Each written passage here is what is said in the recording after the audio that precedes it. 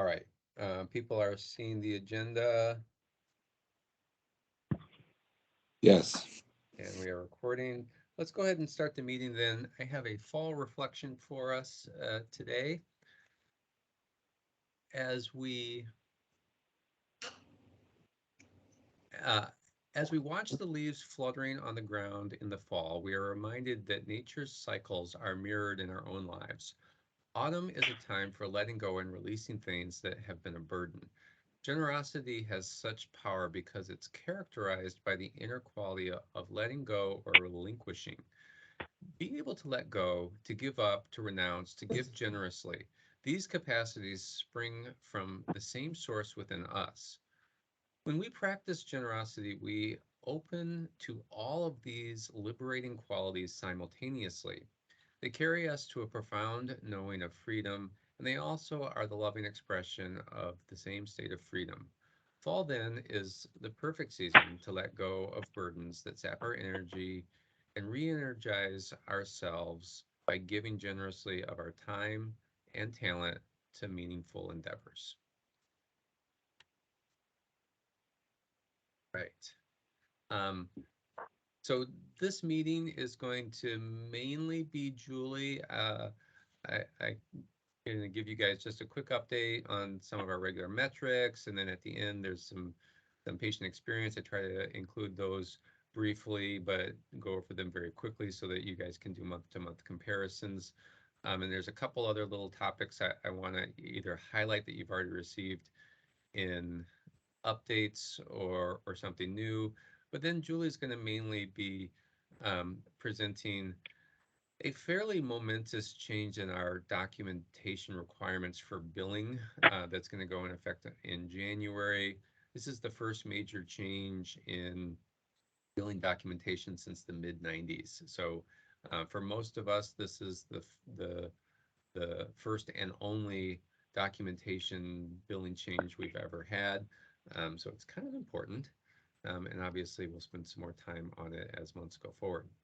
So as to the metrics, this is a bar graph of our volume for the last 2 months, and the blue at the bottom is our left without being seen. Um, Average census for October ended up being 163, so a little bit less than September, but still not too far off from where we've been for the last 6 months. Left without being seen for October was 3%. Um, Still somewhat above our goal, but relatively stable. You can see also our admit percentage. If you add the admit percentage to the all observation down at the bottom, you see that we're pretty stable in kind of the 18 or 19% of the patients that walk through our door get admitted. This is our throughput. And so the month to date, the MTD at the end is October, and you can see that we crept up just a tiny bit for our admissions. We did a little bit better on our discharges compared to the month previous. Um, our uh, our door to admit order crept up a little bit, but we're continuing to make progress in the time from the uh, the admit order to the bed assigned, and there's been some good work in the house working on that as well. Overall, door to provider 21 minutes, um, arrival to room 13 minutes. So we'd love it to be pre-pandemic. We were in the 16 to 17-minute range, but we're still doing pretty good with this. Um, I wanted to talk briefly about the brain injury guidelines. We talked about this during the last meeting, but it was still slightly in evolution with trauma. So I don't want to completely rehash this. You guys should have experience with this, but I wanted to provide a few clarifications and nuances to this. So hopefully you've read the emails. These are on our SharePoint website in the clinical aids library, and I've pin tacked them around most of the stations as well. Um, the main one that this would affect us for is the big one because these patients can be observed in the emergency department for 6 hours and then discharged. This is 6 hours from the time they arrive, not from the time of their injury. And all of these criteria, it's the worst of any of these rows. So, you know, if you have a 5 millimeter subdural, that's a big 2. You don't need to have any of the other classifications, with the exception of intoxication. So, you know, if you're intoxicated, you know, you have to have a different criteria as well. We don't just admit intoxicated patients that don't have any of these other criteria. Intoxication and the normal neurologic exam are the 2 rows that were added from what you received a month ago, because those were on the original studies. So, you know, basically, if the patient is drunk and they have a bleed, they really should go immediately into the big 2 category, which would be a 24-hour observation. So that's important. The other thing that I just want to mention, and I sent this by email, but I want to highlight it. You know, I really dug into all the literature on all of this, and you know, the way I read this literature, it just doesn't have a power to make statements about management of big 1 epidurals. There was a 2013 study that had like 2,600 patients, and then a validation study in like 2020 that had like 3,000 patients. And in all of those two combined studies of like 6,000 patients, there was only 3 in the big 1 category, and that's just not enough to make observations. So if you happen to have an epidural in the big 1 category, then you know, you're just going to have to kind of discuss that with trauma as to whether you're going to observe them, not do a repeat CT scan, and send them home. I personally would be reluctant to do that, but that's going to be a very rare occurrence. These are the criteria. Again, the big 1, observe for 6 hours and send home. No neurosurgery consult, no discharge, or I'm sorry, no repeat CT scan. And then these guidelines, some people had some specific questions, and hopefully these guidelines, which are on the reverse side of the page that's pinned up, will answer these questions. Yes, everyone needs a trauma consult. Yes, for the big ones, they will hand off the patient to us and we will do the discharge. They will follow up with their PCP. But if there's any change in neurologic status, then trauma needs to come back down. They need to be notified. They need to reevaluate the patient. And typically, any sort of worsening of neurologic status would immediately bump them into at least the big 2 category, because neurologic exam needs to be normal for big 1 and actually big 2.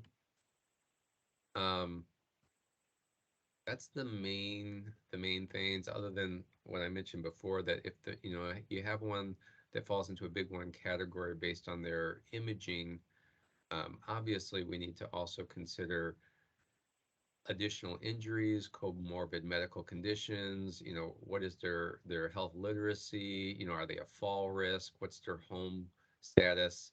And you know, some of these patients may need to be brought into the hospital because of these other factors as well, which should always be discussed with trauma, and then determined together whether that patient is admitted primarily to medicine or trauma.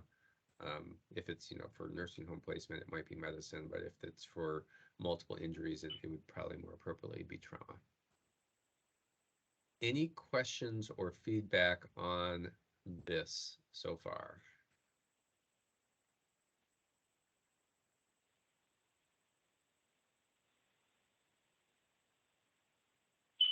Okay.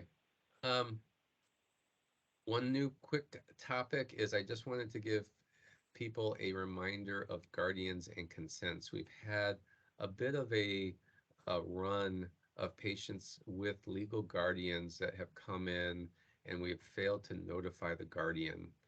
And I think it's probably because we just missed the fact that they had a guardian rather than not understanding our obligations. But this is just a reminder: if somebody has a legal guardian, they're to be considered like, like a 7-year-old shows up in the emergency department without their parent. The guardian is, we're required to notify the guardian of their ED visit, request consent for treatment, notify the guardian and request consent for treatment for procedures, and notify the guardian and request consent for treatment for admissions. So we've had a couple, a patient in particular where the guardian was not particularly happy. They were unaware that the patient had ED visits, was admitted, had dialysis, these kinds of things. And obviously this is challenging if the patient is not necessarily obviously mentally incapacitated, and some of these patients with legal guardians don't appear to be mentally incapacitated. So it's challenging. When you look at the storyboard in Epic, this is where you see it. So, you have to find this line. You have their name, their MRN, their code status, and then it says legal guardian if there is one. You don't necessarily get like a big pop-up or a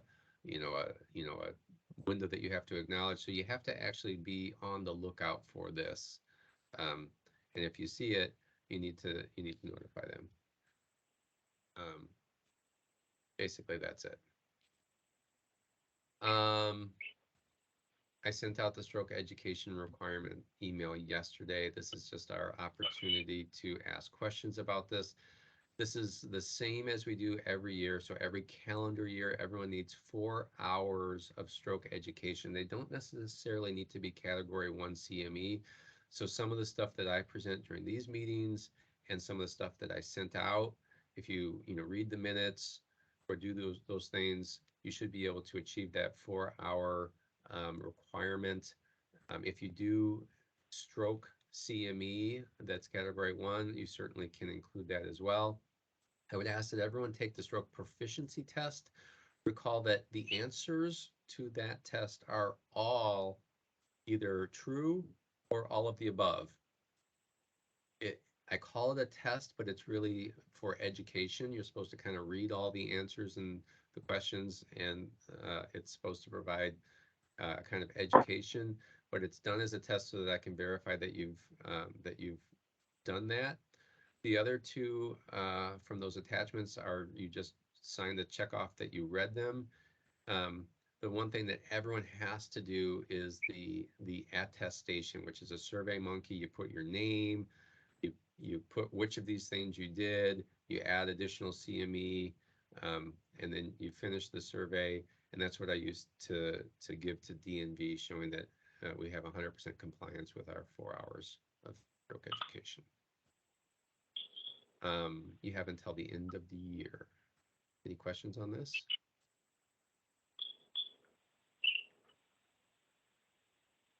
Great. Let's roll with documentation. Okay, good morning, guys. Super fun talk about documentation changes that are going to be coming into effect in January of this year. But in reality, Logix is recommending that we start making these changes this month so that we can work out the kinks. And because if any chart is delayed in coding, and it gets billed after January 1st for whatever reason, it's going to be coded on the new standards. Oh, are you able to control? I guess I am able to control. All right. I wasn't able to present, but I guess I can control. All right. So we're all familiar with these guidelines. We've been using these for all of our careers since 1995. And it's really, let's just call it what it is, bean counting. We had to hit a certain number of HPI, ROS, histories and physical exam, and that is what determined what the level of our chart was. But that doesn't really weigh in any of the time or complexity or consultations that we make for so many of these patients. So overall, I think it's a good thing that we are making a switch away from the current way of doing things. So the big deal here is that for 2023, the ED codes will only be based on your medical decision making. There is no more minimum requirement for history, physical, social history. You never again have to say 10-point review systems was performed and negative except as stated above. There's no minimum for physical exam. You just chart your focused physical exam. So bottom line, for this first part of the chart, only document what is relevant. And of course, keeping in mind, consultants will look back on our notes. They'll want to see this patient presented with right lower quadrant pain began yesterday, got worse today. But you don't really need to say a whole lot more than that. All right, so there is still bean counting that's going to go on. It's now going to be in the MDM section. And there are 3 different sections of an MDM that they're going to be looking at. The first is problems. So the number and the complexity, acute versus chronic, whether there's an exacerbation. The next area is data. And that includes some of the history. Where did you get your information from? As well as the testing. And did you review the testing yourself? Review and or interpret. And the third category is risk. So this is how much risk is there for complication from the presenting problem. If you look at each of these categories, so here's a level 1, level 2, level 3. Each time you go to a higher level, you'll see that there are more requirements of you, minimal or none for a level 2. But when you are up to a level 3, you have to document at least one of the things in each of the 2 categories. And then when you go to level 4, it increases again, 2 of the things in each of the 3 categories. All right, any questions so far?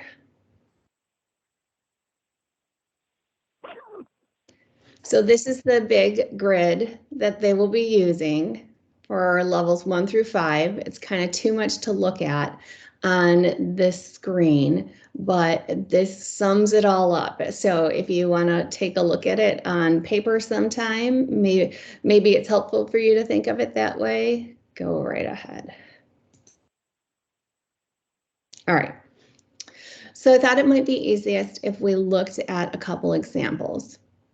So right now, just looking at the problem section of the MDM. And I'm going to give a couple of different examples for how we might have documented this. So number 1, we could say that our presenting problem was cellulitis. We could be very simple saying cellulitis. Okay, so that rates us at a level 3 under 1 acute uncomplicated illness or injury. But if you documented your problem of cellulitis and you noted that the patient has diabetes, now you've moved yourself up to a level 4, because now we have a new problem with an uncertain diagnosis or an acute illness with systemic symptoms. Finally, if your patient were severe enough and you said diabetes, cellulitis, and DKA, now you're at a level 5 problem, where you get 1 or more chronic illness with severe exacerbation or progression, possibly with threat to life or limb. So this is an example of where you being thorough about the problems that the patients had, whether they're new or acute, or whether they are chronic with exacerbation, will make a big difference on how your chart is coded. Any questions before I move on from that one? Julie,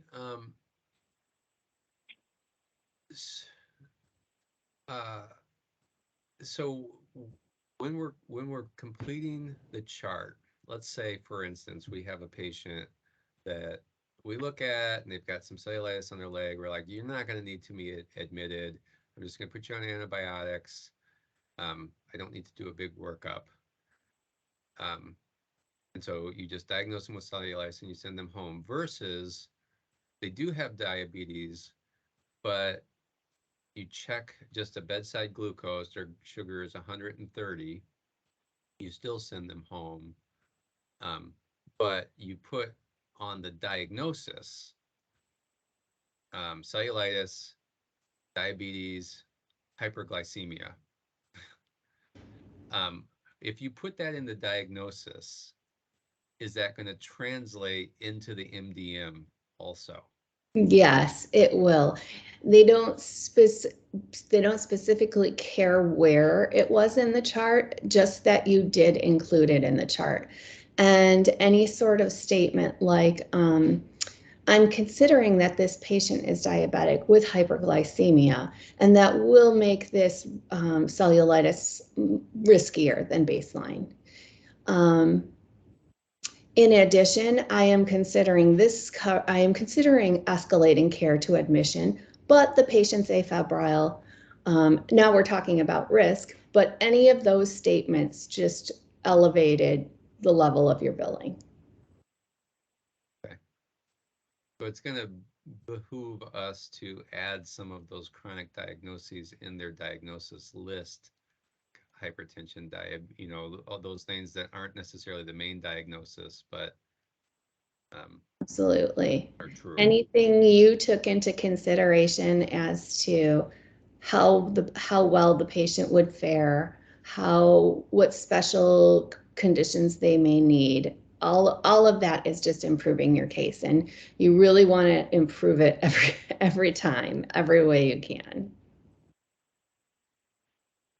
So this will be a second example. This time I'm in the category of data. So you receive points for scoring and reviewing each test. So for a level 5, you need to meet 2 of the 3 categories. So we will say we did a troponin, we ordered and reviewed a troponin. So we got that point in category 1. We also build an EKG, but if we build the EKG on our own, which we do, we interpret and bill it, that can't count as one of our other 2 things in the category. So we would have had to meet our requirement in another way. Comment that on an independent historian. So that can be EMS guy gave you the history, absolutely say history provided by EMS. Or maybe your patient was 9 years old, history obtained from mom. All of those things will count as to elevating your score. The other thing to think about is review of external records. That also gets you points for reviewing data. Records that are under our own TIN that are done by GREMG don't count.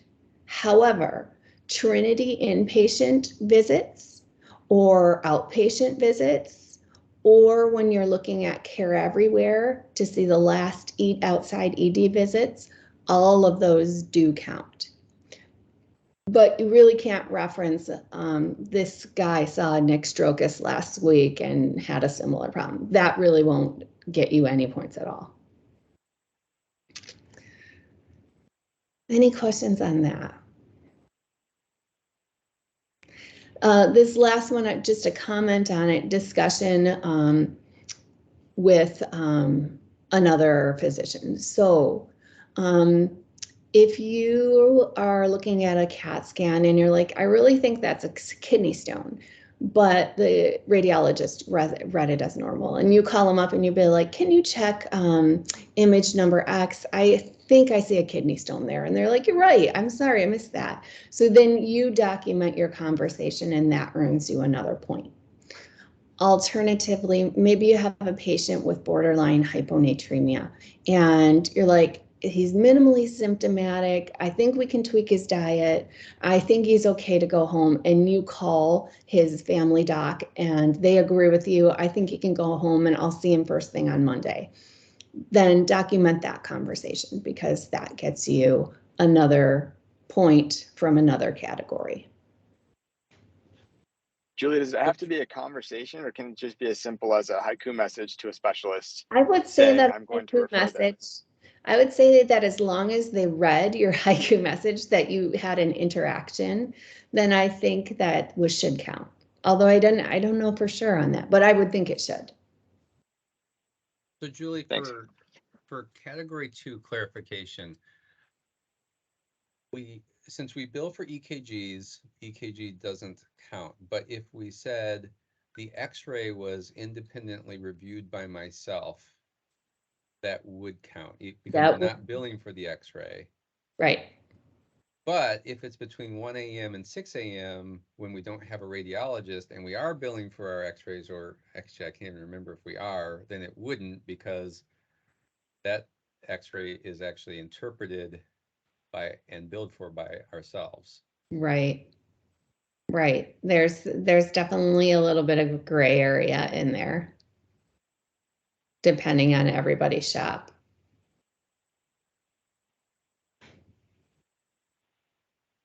But I would think if most of us probably review external records every time we look back on the chart. We just got to remember to comment on it, because what you don't want is you don't want to review the records and do the EKG, which you billed for, and then you never said anything else in category 1. So now you lost your level 5 status. And even if they only were seen in the ED previously, can the labs and X-rays that were done during the previous ED visit be considered external records? That's a bummer. From what I gather, the answer is no. Can't have been something that was done by a provider under your TIN. Okay. How specific does the documentation need to be? I mean, do we need to say, I specifically reviewed the records from Spectrum Health Hospital, or can it be prior records and external care everywhere was reviewed, and then have that be acceptable enough?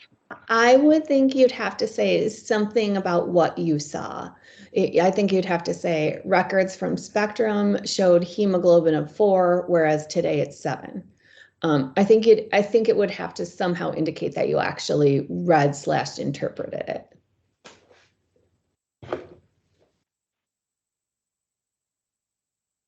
Any other questions right now? We'll move on to the next one. Maybe we will. Okay. All right. The third component is risk. So it breaks it down into 2 different categories for risk: moderate risk or high risk. So moderate, did you consider giving prescription medication? A statement that would address this would be like, Timmy has an ankle sprain.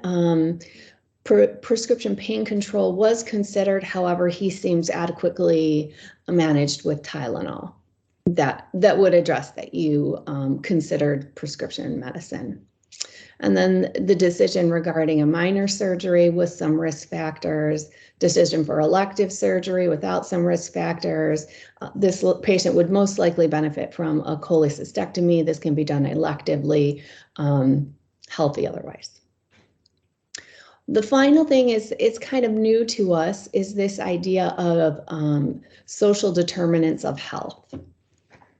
And that we think about all the time, but we don't ever really, until now, have not gotten credit for our decision-making that was affected by this. So did I make a decision, or at least did I have to tailor my management because of these things? Substance abuse, limited access to transportation. If I send this person home, they're never going to follow up. Maybe I need to just admit them. The person is in custody. The person can't afford the treatment I would have recommended. Valtrex will be a lot easier. I know they'll never afford that. We'll go with acyclovir. Presenting problem caused by alleged assault, workplace injury, homelessness. I mean, we think about these all the time, but now we do get credit for actually documenting them. And the last section is component 3, high risk. So anytime you document that this person's going to be on a therapy that requires intensive monitoring, a transfusion, a vasoactive drip, a insulin drip. Anytime you make a decision or have a discussion about a major surgery where this patient does have risk factors, we are taking time to deliberate which is the right course of action. Again, prescription drug management considered. They really want you to document that you have thought about escalating care. COPD guy has chronic illness, but we've given him 3 nebs. He's looking a lot better. His walking sat's okay. We thought about bringing him into the hospital, but he feels that he is safe to go home, would be an example of that. Or any of the times that you de-escalate care. Your elderly patient doing well. Pressure is soft. We've already tried fluids. Family decides no, she wouldn't want a central line and pressors. So we've made there a decision to de-escalate care and just make sure you're documenting that. And then parenteral controlled substances. So we'll just do a couple of cases just to hopefully make this seem a little more clear. So base case here is a 14-year-old with a temp of 101. He's got a wet cough, COVID's negative, influenza's negative. Final diagnosis, acute bronchitis. So based on our charting, we can make this a level 3 or a level 4.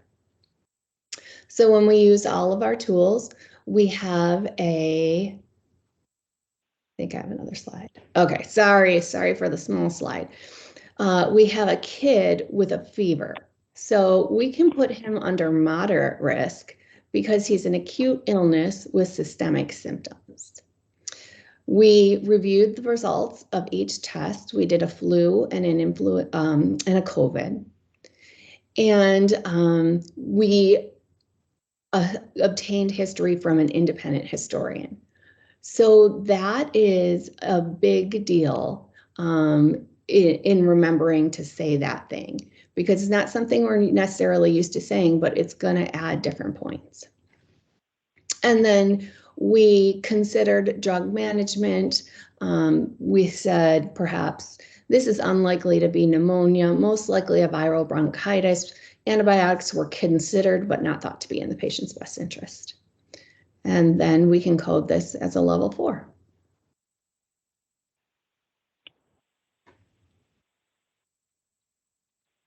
All right. And then just to put a little money on it, we check the difference between a level 3 and a level 4. So for a level 3, we get about $80. For a level 4, we get $345. So this is a $55 difference just by remembering to say we had an alternate historian mom.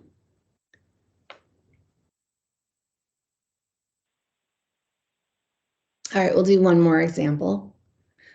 39-year-old male with vague chest pain for 3 weeks, worse with cough. Occasional vomiting, EKG and chest x-ray are normal. D-dimer troponin negative, CMP within normal limits. Given albuterol neb in the ED, wheezes have resolved, lungs are now clear, discharged with albuterol.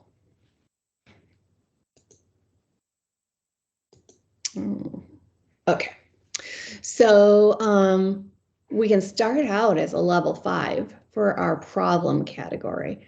He's an acute illness, acute or chronic illness with exacerbation that is posing a threat. So he's got this vague chest pain, wheezing, vomiting. All right. And then in the next category is the component. We reviewed the tests that we were ordering. And on top of that, we independently interpreted the EKG. So by documenting that moved us into the level 5 category. If someone forgot to include their EKG, now we're back down to a level 4 category. And then for risk, we considered and did prescribe prescription drugs, albuterol, steroid, and we made a decision regarding hospitalization. Certainly, he had an acute exacerbation. He could have required admission. We considered escalating care, but in the end, he turned around and he was appropriate for discharge home. And we can bill that one as a level 5. So back to our comparison chart, $61 difference, really just because we added that EKG. That's what tipped us over into the level 5 category. So we get $195 for that chart. And if he were hypoxic and you documented that would meet the requirement for critical care, and that could have been up to $240 for that chart. So you can see how missing one detail might easily tip you into the lower category. So the theme of this talk is protect your RVUs. I think that it's a lot for anyone to remember. I think that the best way for us to make sure we're protecting our RVUs is to build a template that makes us ask all the questions. Ask all the questions that they're asking. Sometimes the answer will be no, and that's fine. But without a prompt, I'm afraid that we might not remember to document the information that we have and we should get credit for.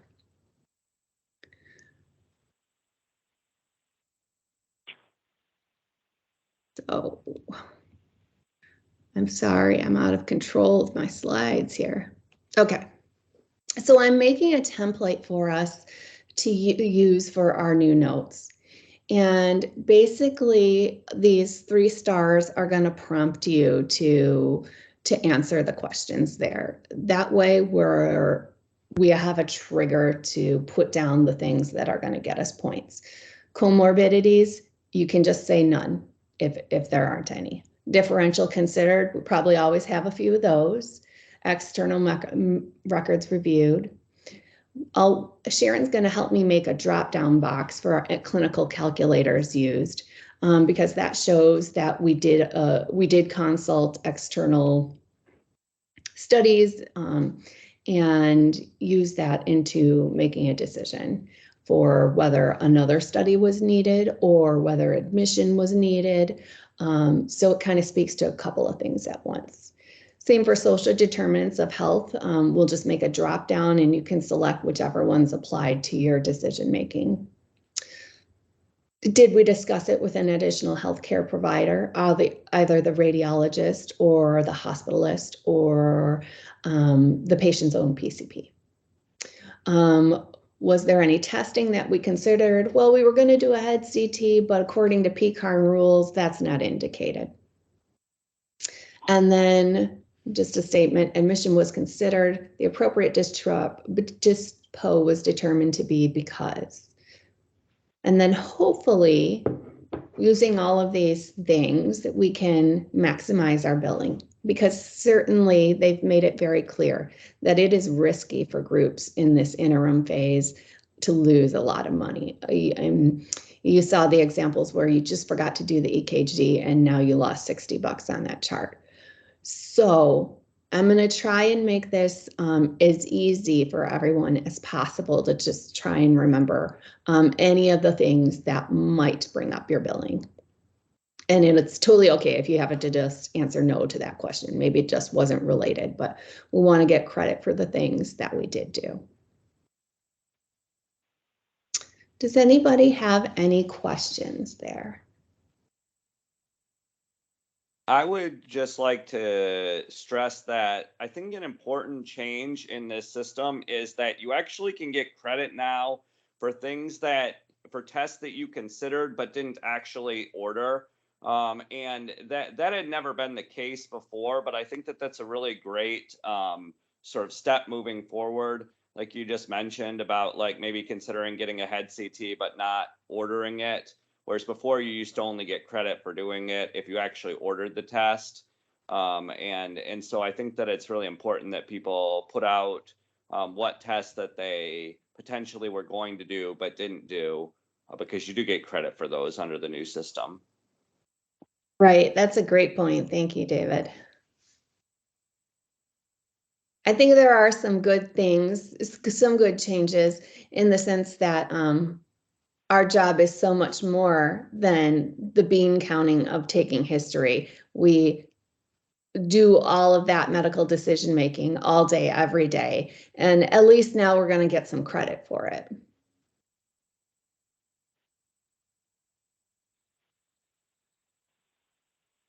Any other questions from anybody? I will get this template finalized and share it with everybody.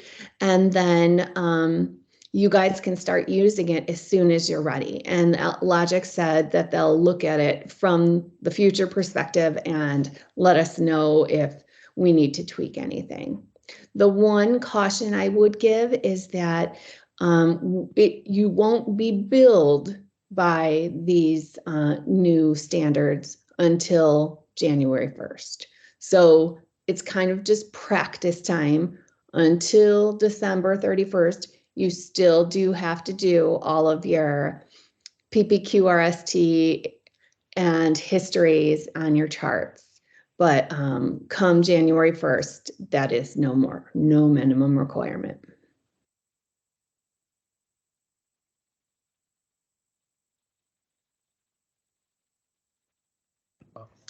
Julie, Brett had two questions that are in the comments or in the chat that I think are good. Are you able to see them?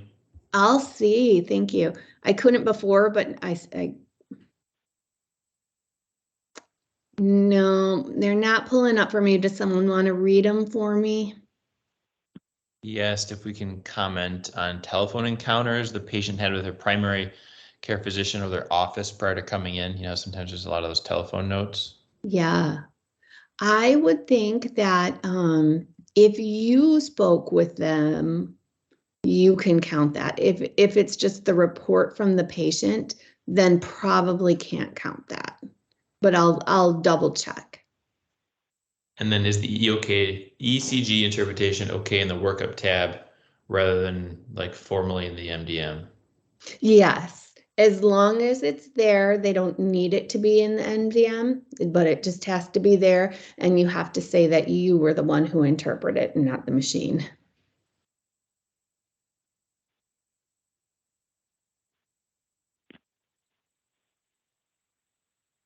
I think we'll probably also get revisions and updates. You know, Logix has been helpful in the past, tweaking, like, you know, there's always ways to game the system, right? So like in our current, like there's been a lot of discussion about all other systems reviewed and negative and whether that counts, and you know, people used to put that in their note, and building companies have said no, that doesn't really count. You need to actually list the review of systems. So, you know, I'm sure we'll find out if you know, if in every single chart you say admission and prescription medications were considered but felt not to be appropriate, whether that really counts or not when they're there for an ingrown toenail. So we'll I'm sure get additional feedback as time goes on, and as billing companies, I think, get more experience with actually billing and the responses from the insurance companies that are actually paying the bills.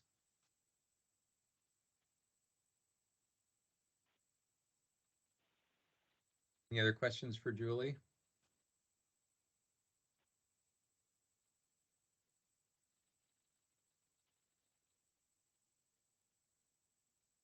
Right. Julie, I don't know. Somehow you are still like in control.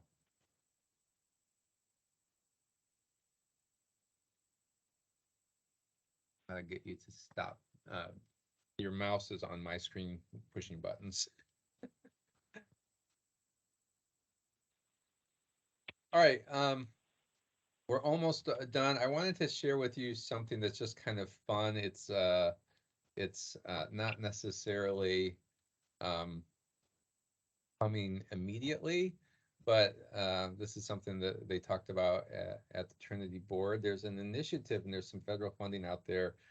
They want to actually try to do this huge revitalization project in the Heartside Health. They want to create a Heartside Health district with like a $200 million building right across the parking ramp where the flat lot is, that would have retail, grocery stores, um,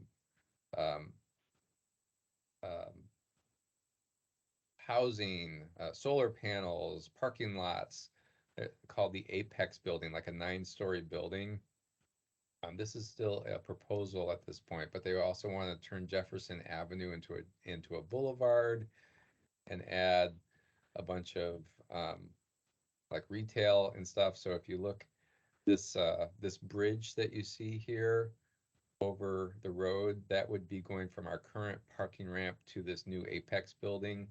The green space is the parking lot that's in front of the hospital, and you see that green space continues forward. The goal is to keep that green space so that you can still see the chapel from Catholic Central from the hospital. So this is a big, audacious plan, but I wanted to just let you know that there are efforts in progress to kind of transform the area around the hospital into a kind of a revitalized area, which is pretty cool. That's basically it. I think that was all of it. I just put in some patient experience numbers here. They're honestly pretty similar to last month. The key drivers, I think, is always important to look at, but it's pretty similar to last month. Formed about delays continues to be a weak spot. And then remind people of the recommendations from last month about committing to sit, talking about patient's comfort, and communicating your plan to try to improve the staff teamwork.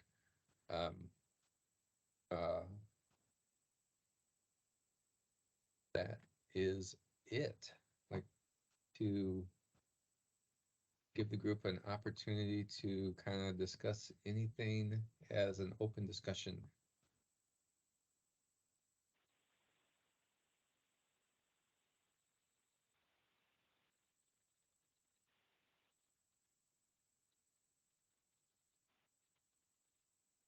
Anything at all? Any other questions for Julie?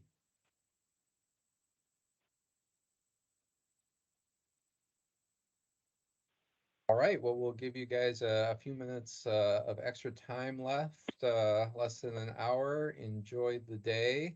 And as always, we're available if you guys have any questions after that come around after the meeting, or if you're watching this as a recording, just let me or Julie know. Be happy to help out. All right, have a great day, everyone. Take care. Julie, are you still on?